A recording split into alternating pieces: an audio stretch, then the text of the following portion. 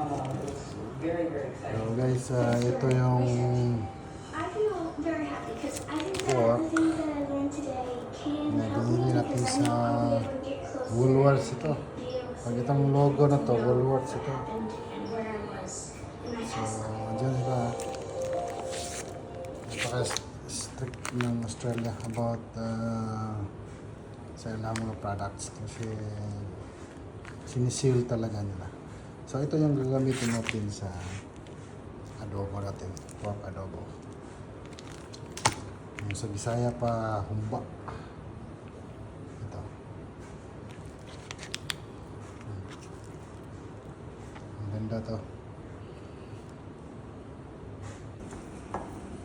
Ito yung gagamitin natin para adobo or humba sa Bisaya.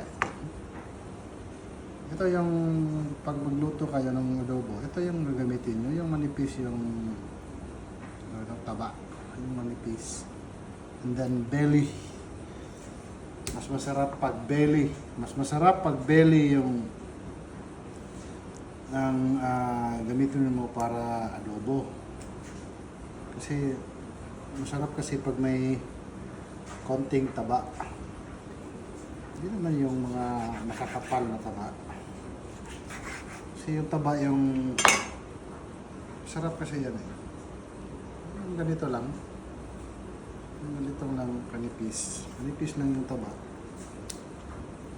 Yan ang maganda para adobo.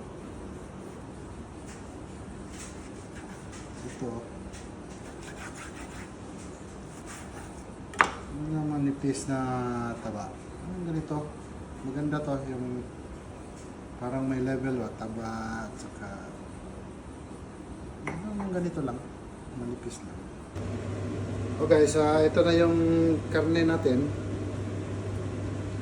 Idaan natin sa i-fry muna natin para maganda yung adobo. I-fry mo. Lagay tayo ng konti lang naman mantika para hindi siya magdidikit yung karne mo, hindi magdidikit. Produce naman ito ng oil, so para medyo mamumula siya, idaan mo sa i-fry mo muna. Ayan.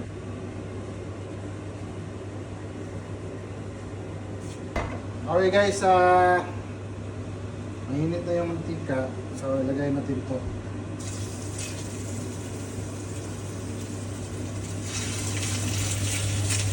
Huwag lang masyado i-fry mo, at least lang mamumula lang siya. Kasi maganda kasi sa adobo yung mamumula siya.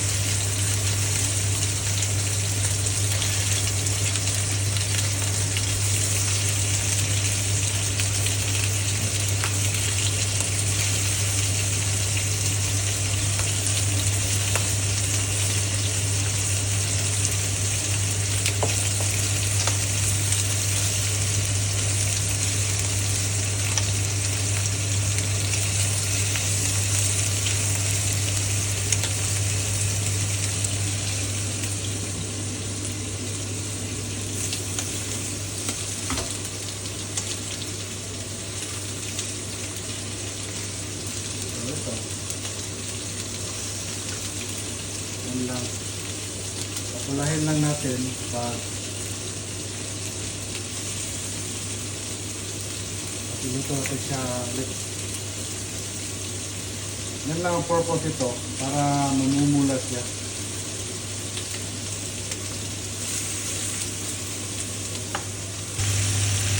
So ito lang yung purpose natin, yung pagpulahin natin. Mamumulan.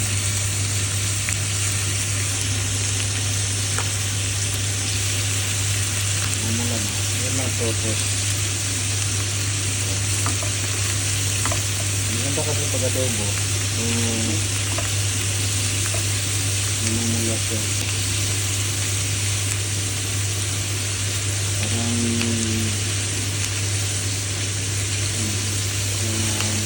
kasi pag sa tingin mo lang, sa tingin mo, yung adobo mo, parang medyo namumutla. Kaya ito yung purpose ito. Kaya at the same time, kunin din yung mantika. So, na oil. Na mantika itong process. So, yan lang ang purpose ito. Pag namumula na siya, kunin natin. Matay natin ng ulit.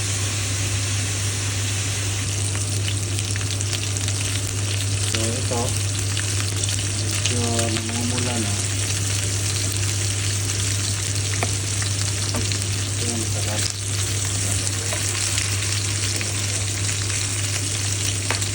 So, at least may color yung bami. And then at the same time, yung oil niya natatanggal din. Ito masyado rin. Ito na mga kapatid. Ito na yung piniprito natin na pork. So ito lang. Huwag na masyado lutuin. Ito lang, at least namumula siya. Maganda kasi pag adobo, pag medyo namumula siya, hindi siya namumutla. So ito,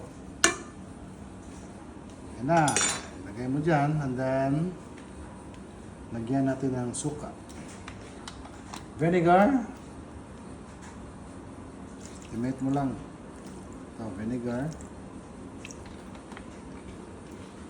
And then soy sauce. Soy sauce.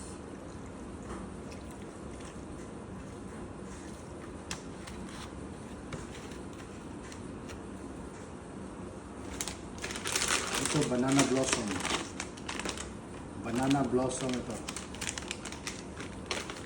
Binibili namin to sa yung kanina, yung sa hotel. Marami pa tinas ito eh. Ito yung banana blossom. Maganda yan para adobo. Banana blossom. Ayan.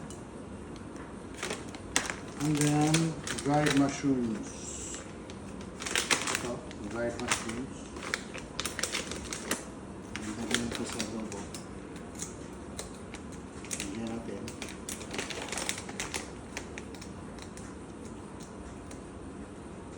Dried mushroom.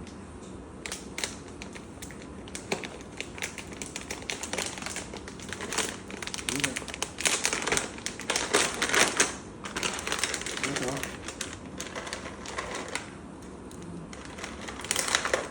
Hindi masyado marami. Kunti lang. Dried mushroom. And then itong black beans. Black beans. Ayan natin yung black beans. Ayan.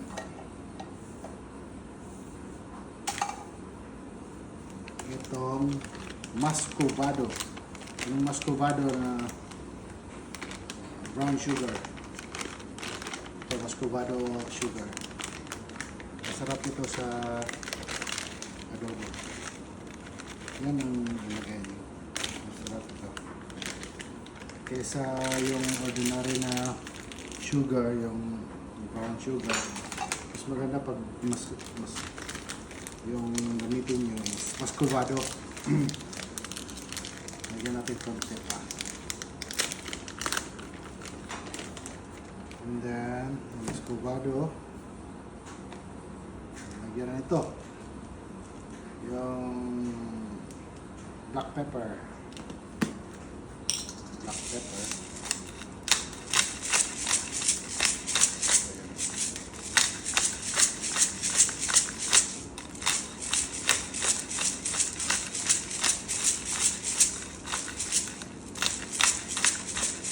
Pepper.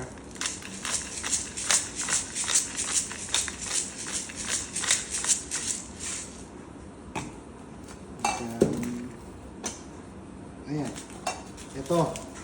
Alam nyo kung ano to. So, lagyan nyo yan.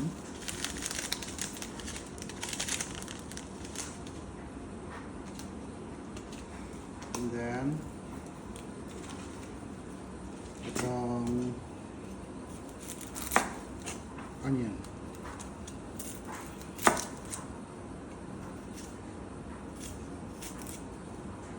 Yan yung maganda dyan. Tas,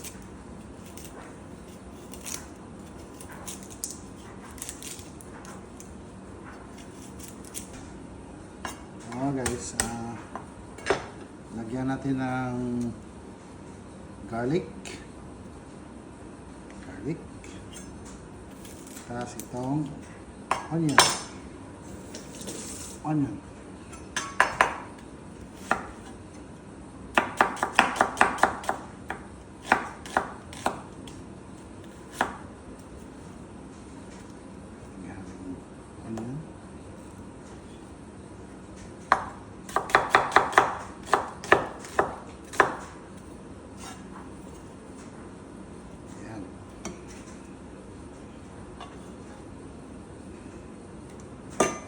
Tapos ito yung medyo, ito yung ilagay nyo as sabaw niya. Masarap kasi ito yung ilagay nyo as sabaw niya para ito yung magluto sa karne mo. Sprite. Ito. Yan. Mix mo yan. Estimate nyo lang hanggang maluto siya yung Sprite na estimate mo mga hanggang maluto siya. Hindi lang, huwag nyo lang damihan. At least level lang. At least level sa karne. Tapos hindi natin ulit ito. Ito yung soy sauce yung ilagay nyo kasi para mag-add siya sa color din. At the same time as salt. So ito na guys. So apoy, dapat yung apoy hindi gaya din ng dati kong post, yung mga vlog ko cooking. Huwag masyado, pag magluto kayo ng baboy, huwag masyado malakas yung apoy. Maganda kasi pag konti lang yung apoy. Konti lang. So, hintayin natin hanggang maluto siya. Ito guys, dahan-dahan lang yung apoy niya. Dahan-dahan lang. Dahan lang hanggang mamumula siya kasi maganda kasi pa sa umbawa adobo, dahan-dahan na yung apoy and at the same time dahil naghihintay ka na maluto yan, magpakulo na din kayo ng itlog kasi yung andun pa ako sa Cebu, hindi ako nagtatrabaho noon. Yung mga Cebuano, pag nag-adobo sila, lagyan ka ng itlog. Ito masarap. So, ayan. Pagpulo namin kayo. Lagay natin yan mamaya. Ito guys, namumula na. So, maganda kasi pag namumula yung lalo mo. At saka, kulon din tayo ng itlog. Lagay natin dyan. Ayan. Dahan-dahan lang.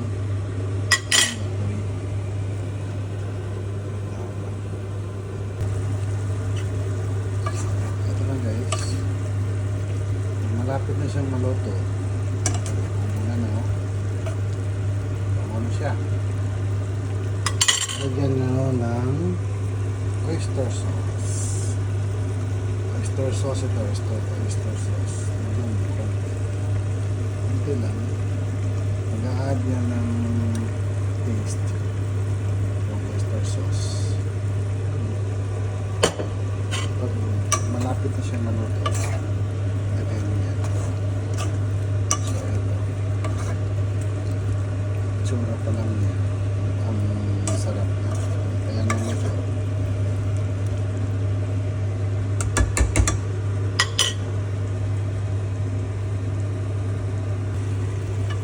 So, ito na. Ito na yung tsura niya. Malapit na maluto.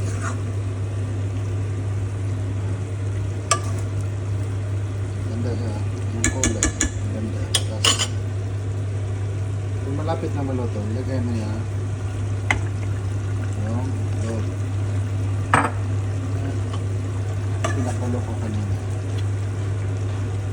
Huwag mo lang masyado halusin para huwag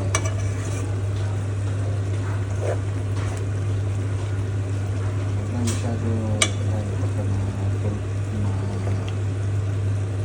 masira ang log.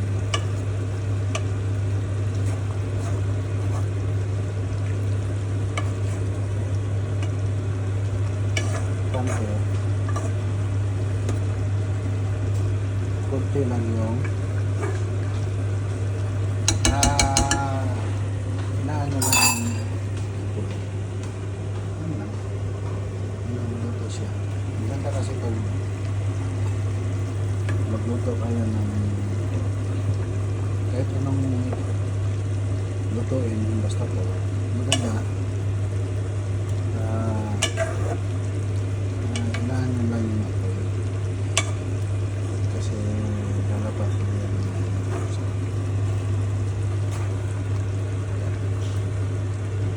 dahan-dahan lang.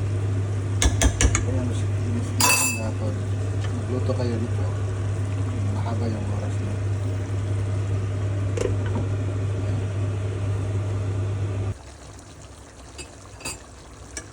Guys, luto na. Ano na siya yung itsura niya. Ito yung itsura niya. Pag maluto. Maganda kasi pag namumula.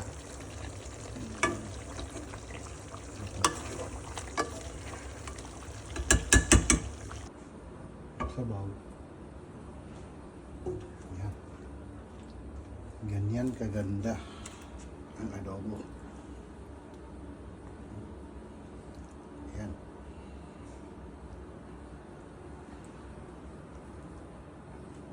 Ganda siya pag may itlog. Masarap yung itlog ito. Ito.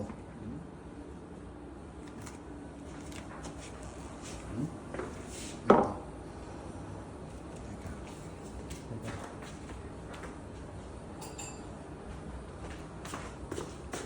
Tingnan mo. Ayan. Masarap siya. Sa kulay pa lang, masarap na siya tingnan. Ayan. Oh. Okay guys, tilawa na to. Tilawa na to. Siya rice. Lamig na siya. Huwag na itlog. Lamig ng itlog. Masarap yung itlog to.